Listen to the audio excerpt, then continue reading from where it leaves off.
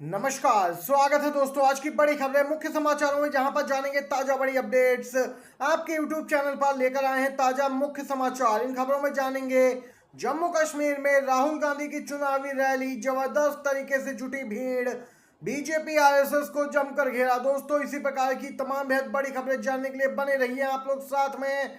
वहीं दूसरी तरफ दोस्तों आपको बताएंगे हरियाणा से भी आ रही है ताजा अपडेट। कांग्रेस पार्टी फिर से फ्रंट फुट पे, जबरदस्त बढ़त मिली है। हरियाणा में बीजेपी की चाल हुई नाकामयाब।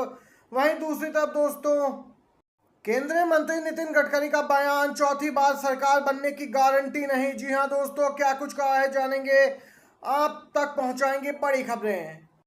वहीं दूसरी तरफ दोस्तों आप भी मानते हैं जम्मू कश्मीर में इंडिया गठबंधन चुनाव जीत सकता है, तो एक लाइक वीडियो को जरूर कीजिएगा। पहले और बड़ी खबर जानते हैं जो कि आ रही है राहुल गांधी की तरफ से। नरेंद्र मोदी ने पूरे देश में बेरोजगारी फैला रखी है। राहुल गांधी बोले, नरेंद्र मोदी ने पूरे देश में अर्थव्यवस्था का बेड़ा गर्क किया, चौपट कर दिया अर्थव्यवस्था, बेरोजगारी महंगाई बढ़ रखी है। ये केवल देश के 2-3 अरबपतियों को फायदा पहुंचाते हैं। जम्मू कश्मीर में चुनावी रैली को संबोधित करते हुए राहुल गांधी ने बड़ी बात कही। राहुल गांधी आगे बोले कि मोदी सरकार कानून तो लाती है, हम उनके सामने खड़े हो जाते हैं, फिर वह यू टर्न ले लेते हैं। नरेंद्र मोदी जी का कॉन्फिडेंस खत्म हो चुका है, उनकी साइकोलॉजी को हमने तोड़ दिया है। नरेंद्र मोदी पहले जैसे थे वे अब वैसे नहीं रहे। राहुल गांधी ने आगे कहा कि जो पहले नरेंद्र मोदी थे 56 इंच की छाती वाले, आपको उनको चेहरा दूर से दिखता है तो मैं संसद में सामने रहता हूं, साफ दिखता है कि पहले जो नरेंद्र मोदी थे आज वह नहीं है।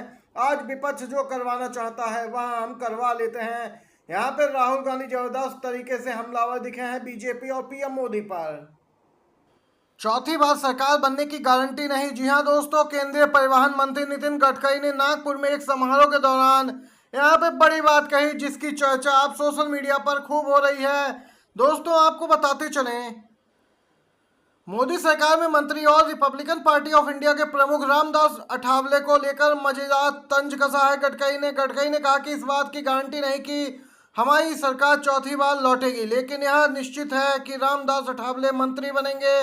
केंद्रीय मंत्री नितिन गडकरी ने नागपुर में आयोजित एक कार्यक्रम में बोल रहा, यहाँ पे दोस्तों आपको बताते चलें, जिसमें केंद्रीय मंत्री रामदास अठावले भी मौजूद थे और यहीं पर मजेदार तंज कसा है कि चौथी बार अठावले मंत्री बनेंगे, इस बात की गारंटी है। यहाँ पर दोस्तों देख सकते हैं स्पष्ट तौर पे केंद्रीय मंत्री नितिन गडकरी ने भी स्वीकार कर लिया है कि इस बार जैसे तैसे बन भी गई सरकार, लेकिन चौथी बार कोई गारंटी नहीं है कि बीजेपी की सरकार केंद्र में बन ही जाएगी।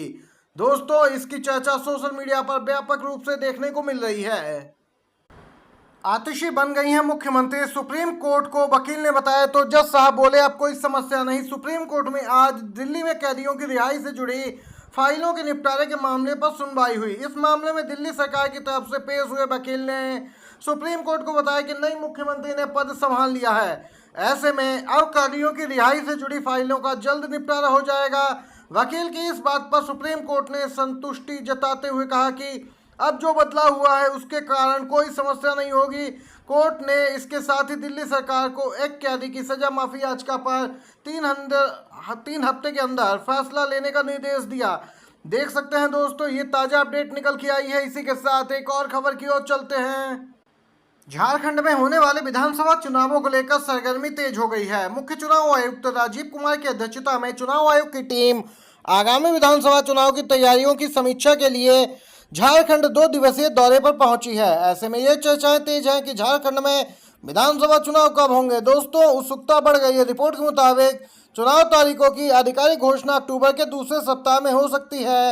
आपको बताते चले इसके बाद चुनाव आयोग की टीम का महाराष्ट्र दौरा लगा है, जहां पर दोस्तों वहां पर समीक्षा बैठक की जाएगी, अधिकारियों के साथ चुनाव तैयारियों का जायजा लिया जाएगा। इसी बीच आपको बताते चलें दोनों राज्यों में एक साथ चुनाव कराए जाने की प्रबल संभावना बन रही है। झारखंड की 81 सीटों पर इस बार चुनाव 2 से 3 चरणों में कराए जा सकते हैं। और वहीं दोस्तों बात करें महाराष्ट्र की, वहां को 288 सीटों पर चुनाव 2 से 4 चरणों में कराए जाने की संभावना है। ये ताज़ा अपडेट निकल के आई है दोस्तों। अगली अपडेट की ओर बढ़ते हैं। ताज़ा अपडेट हरियाणा से आ रही है। हरियाणा के निर्दलीय उम्मीदवार देवेंद्र कादियान ने बड़ा दावा कर दिया है। हड़कंप मचा है। देवेंद्र कादियान ने कहा कि उन्हें ईडी सीबीआई की धमकी मिल रही। बीजेपी से टिकट कटने के बाद गन्नौर विधानसभा से निर्दलीय चुनावी मैदान में उतरे हैं। आरोप लगाया कि मोहन लाल बड़ौली हरियाणा भाजपा के प्रदेश अध्यक्ष हैं, लेकिन फिर भी वह टिकट नहीं दिला सके। साल 2018 में कांग्रेस छोड़ उन्होंने बीजेपी ज्वाइन कर ली थी। आपको बताते जाएं दोस्तों, शिकायत की गई है कि ईडी सीबीआई की धमकियां मिल रही हैं। चुनावी मैदान से हटने के लिए यहां पे दबाव बनाया जा रहा है। आपको बताते चले, हरियाणा में निर्दलीय उम्मीदवार काफी संख्या में चुनाव लड़ रहे हैं। निर्दलीय उम्मीदवार बीजेपी पार्टी से कुछ ज्यादा ही संख्या में है, जो टिकट कटने से नाराज है, पार्टी में उपेक्षा बता रहे हैं। इसीलिए वह अब अपनी ही पार्टी के खिलाफ मोर्चा खोल दिए हैं। अपनी पूर्व पार्टी के खिलाफ मैदान में उतरने से बीजेपी की समस्याएं सीधे तौर पर बढ़ गई। इसीलिए देख सकते हैं दोस्तों, लाइव आकर इन्होंने बीजेपी छोड़ने का ऐलान भी किया था और अब ईडी सीबीआई की धमकियां मिल रही हैं। तो दूसरी तरफ दोस्तों, अंबाला में किसानों ने बीजेपी उम्मीदवार पवन सैनी का काफिला ही घेर लिया। जमकर हंगामा देखने को मिला। अंबाला में भाजपा पार्टी के नारायणगढ़ से उम्मीदवार पवन सैनी को किसानों ने घेर लिया। बता दें, इससे पहले हरियाणा के पूर्व गृह मंत्री अनिल विज को भी किसानों ने घेरा था। पवन सैनी को किसानों ने उस दौरान घेर लिया जब वह वोट मांगने के लिए फतेहगढ़ की ओर जा रहे थे। किसानों ने इनके काफिले के चारों ओर से ट्रैक्टर लगाकर इन्हें घेर लिया। करीब 1.5 घंटे तक किसान इन्हें घेरे रहे।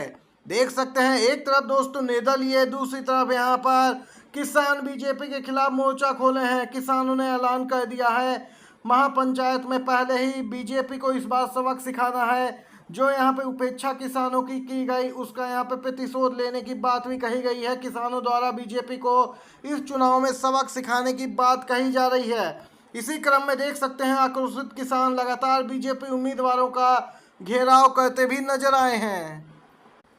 डिप्टी सीएम बनेंगी या फिर सीधे मुख्यमंत्री? हरियाणा चुनाव से पहले क्या है दोस्तों कुमारी सैलजा का जवाब? अभी तक नाराज बताई जा रही थी, बीजेपी हमलावर थी और यहाँ पे कई ऑफर कुमारी सैलजा को दिए गए बीजेपी की ओर से, लेकिन उन्होंने कांग्रेस के बैनर तले ही चुनाव लड़ने का फैसला किया और कहा कहीं नहीं जा रही पार्टी छोड़ के, क्योंकि वह बीते कुछ दिनों से चुनाव प्रचार नहीं कर रही थी।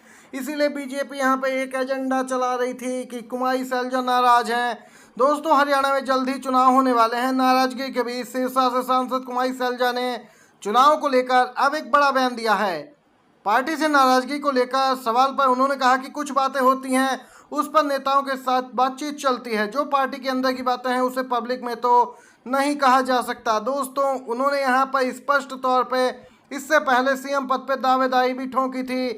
कुमारी सैलजा कह चुकी थी, हर किसी की इच्छा हो सकती है मुख्यमंत्री बनने की, यहाँ पार्टी नेतृत्व तय करेगा। दोस्तों, ये थी आज की सभी बड़ी खबरें और मुख्य समाचार, ब्रेकिंग न्यूज़ आपके यूट्यूब चैनल पर आप तक पहुँचाई हैं। ताज़ा बड़ी खबरें अच्छी लगी हों दोस्तों तो लाइक कीजिएगा, वीडियो को शेयर कीजिएगा अपने दोस्तों के साथ भी। आप सभी का धन्यवाद।